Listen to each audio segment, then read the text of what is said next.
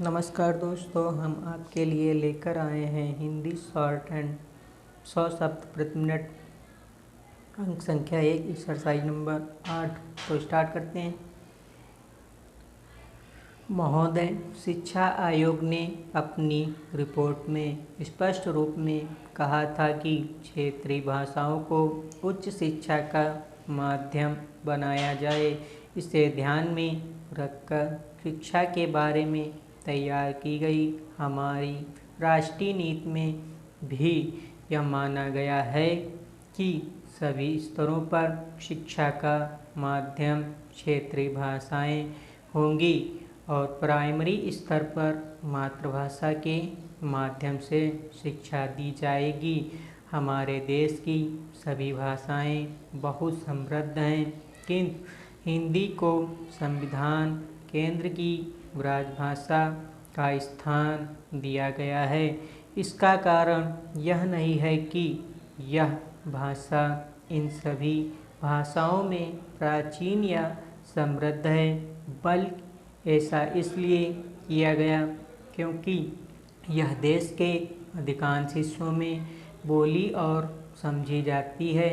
हमारे देश के लगभग सभी राज्यों में इसके बोलने और समझने वाले लोग मिलते हैं। यह देश के विभिन्न हिस्सों को जोड़ने वाली भाषा है और इसी रूप में इसका विकास करना आवश्यक है। इस समय दुनिया के 30 देशों के 108 विश्वविद्यालयों में हिंदी की पढ़ाई का भी प्रबंध है और भारत के 63 विश्वविद्यालयों में भारतीय भाषाओं को उच्च शिक्षा की परीक्षाओं का माध्यम बना दिया गया है।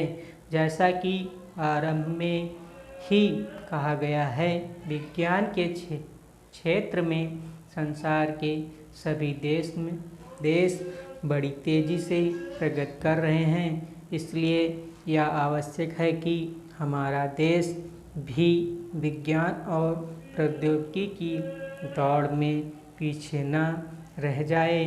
आज के वैज्ञानिक युग में प्रतिदिन नए आविष्कार और नई खोजें हो रही हैं। इनकी जानकारी का साधन मुख्य रूप से हमारा वैज्ञानिक साहित्य ही है, अतः उनका स्तर ऊंचा उठाना और उनको जन समुदाय की पहुंच के भीतर लाना बहुत आवश्यक है, जिससे कि आम आदमी को यह साहित्य उपलब्ध हो सके। जहाँ तक हमारे देश के विज्ञान व प्रौद्योगिकी शिक्षण संस्थानों में हिंदी को माध्यम के रूप में अपनाने का प्रश्न है, इस संदर्भ में हमारे पास 2 मॉडल हैं। एक जर्मन मॉडल है जिसके अंतर्गत तकनीकी शब्दावली तक उनकी अपनी भाषा है, और दूसरा जापान है जहां चिंतन और अभिव्यक्ति की भाषा जापानी है और तकनीकी शब्दावली अंग्रेजी है। हमें अपने देश में विज्ञान और प्रौद्योगिकी का शिक्षण हिंदी में देने के लिए सबसे पहले वैज्ञानिक तथा तकनीकी साहित्य हिंदी में उपलब्ध करना होगा। यह काम अनेक संस्थाएं कर रही हैं, जैसे वैज्ञानिक तथा तकनीकी शब्दावली आयोग, केंद्रीय हिंदी निदेशालय।